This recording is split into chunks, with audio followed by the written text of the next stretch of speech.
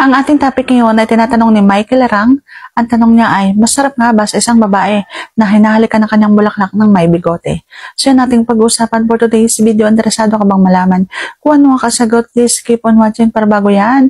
Kung bago ka pa lang sa akin channel, please consider to like this video and subscribe my channel.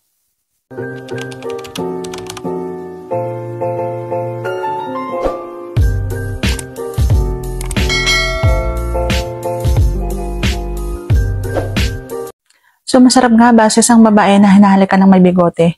Ang sagot ko ay oo, nasasarapan ang mga babae, pero may kababaihan na katulad ko na ayaw talaga ng may bigote. Alam niyo kung bakit? Kasi ang bigote ay nakakasugat sa akin. Nasusugatan ako at yung tumuturok-turok doon, may bigote talaga na matigas kapag lalo na kung bagong tubo. Kaya ayaw ko talaga ng may bigote.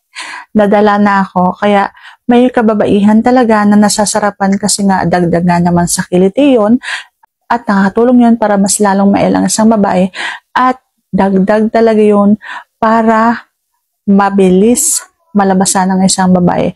Pero ako nga, sinasabi ko nga sa inyo na ayaw ko talaga ng may bigote. Yun nga yung dahilan ko, nasusugatan ako at hindi ako ganon nasasarapan kasi nga iniisip ko na pagkatapos ng kiliti na to ay masusugatan ako at mahapdi kapag naguhugas na ako.